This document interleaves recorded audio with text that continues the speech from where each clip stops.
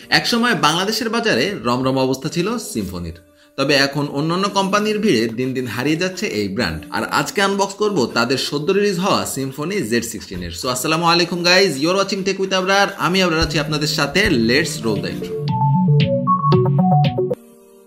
বেশ সাদামাটা একটা বক্স, উপরে ফোনের ছবি আর নিচে স্পেসিফিকেশন লেখা। আর তেমন কিছু নেই। বাই দ্য ওয়ে, নিচে এক জায়গায় লেখা আছে মেড ইন বাংলাদেশ। বক্স খুললেই প্রথমে আমাদের ডিভাইস, আর বক্সে আছে 5 ওয়াটের একটা চার্জার উইথ মাইক্রো ইউএসবি কেবল। এটা দেখে আমি বেশ হতাশ হয়েছি, কারণ এখন সব ফোনেরই টাইপ সি তে আসা উচিত। অন্যান্য কোম্পানি মিড রেঞ্জেও যেখানে ইয়ারফোন দিচ্ছে না, সেখানে সিম্ফনি বাজেট রেঞ্জেও ইয়ারফোন প্রোভাইড করছে, যেটা একটা বেশ ভালো ব্যাপার। আর আছে একটা ব্যাক কভার যার কোয়ালিটিও মোটামুটি।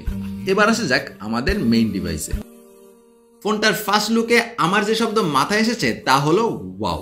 আমার কাছে যে কালারটা আছে সেটা হলো মিডনাইট ব্লু। বেশ আইকাচি একটা কালার। প্রথম দেখাতে সবার ভালো লাগবে বলে আমার মনে হয়। একটা গ্রেডিয়েন্ট ফিনিশ আছে যেটা আসলে চমৎকার।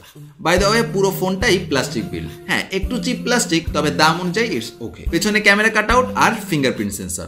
এর ফিঙ্গারপ্রিন্ট সেন্সর অ্যাকুরেট, তবে একটু স্লো লেগেছে আমার কাছে। ফেস আনলকেরও একই অবস্থা, একটু স্লোই মনে হচ্ছে এতে। আর নিচে সিম্ফনির ব্র্যান্ডিং। এ ধরনের ডিজাইন এখন অনেক কোম্পানি ইউজ করছে এবং মানুষ পছন্দও করছে। ডান পাশে পাওয়ার বাটন আর ভলিউম রকার, বা পাশে সিম ট্রে, এবং এখানে একটা বাটন আছে for Google assistant. I think এটার কোনো দরকার ছিল না, তবে যদি এটাকে কাস্টমাইজ করা যায় তাহলে এটা একটা ভালো ফিচার হতে পারে। উপরে হেডফোন জ্যাক আর নিচে চার্জিং পোর্ট, আর চার্জিং পোর্টের সাথেই আছে স্পিকার গ্রিল। তবে একটা জিনিস আমার খুবই ভালো লেগেছে, তা হলো সিম্ফনি এখনো তাদের ফোনগুলোতে নোটিফিকেশন লাইট ব্যবহার করে। সো একটা বড় থামস আপ ফর দ্যাট।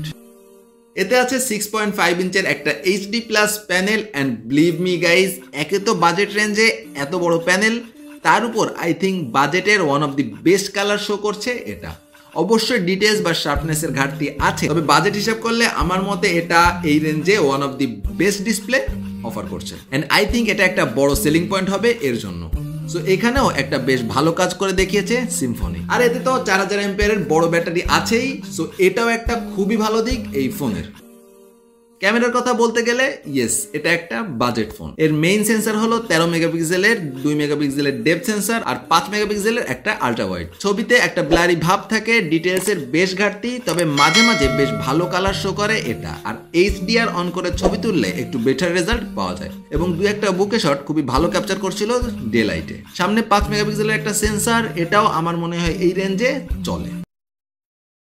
এতে ইউজ করা হয়েছে সিম্ফনির নিজস্ব UI, যা রান করছে অ্যান্ড্রয়েড 10 এর উপর। এর সাথে আছে 2GB র্যাম আর 32GB রম। UI হিসেবে খারাপ নয় এটা, তবে অপটিমাইজের বেশ অভাব আছে এতে। স্মুথ তো বলতে পারছি না, তবে আই থিঙ্ক 3GB র্যাম থাকলে আরেকটু স্মুথ মনে হতো এটা। মাঝে মাঝে ল্যাগের দেখা পাওয়া যায়। এবং র্যাম ম্যানেজমেন্টের কথা বলতে গেলে ইয়েস, এটা আবার মনে করে দেবে যে এটা একটা বাজেট ফোন। প্রসেসর হিসেবে আছে ARM Cortex A55। এটা আসলে বাজেট রেঞ্জেরও নিচের প্রসেসর। ওকে, আমি আগে একটা জিনিস ক্লিয়ার করে দেই, আর সেটা হলো এখানে যদি হেলিও P35 অথবা স্ন্যাপড্রাগন 4 সিরিজের কোনো চিপসেট ব্যবহার করা হতো তাহলে এটাকে বাজেট কিংও বলা যেত। ওকে, যাই হোক, এতে কোনোভাবেই বড় গেমগুলোর কথা চিন্তাও করা যাবে না। আমি সাবওয়ে সার্ফারের মতো লাইট কিছু গেম খেলেছি এবং এতে ভালোই রান করছিল। বিশেষ করে সাবওয়ে সার্ফার খেলার সময় তেমন কোনো ল্যাগই দেখতে পাইনি আমি, যেটা খুবই একটা ভালো দিক। অ্যান্ড অলসো অ্যাসফাল্ট নাইট্রো বেশ স্মুথ রান করছিল এতে, গেম প্লে দেখতে পাচ্ছেন স্ক্রিনে।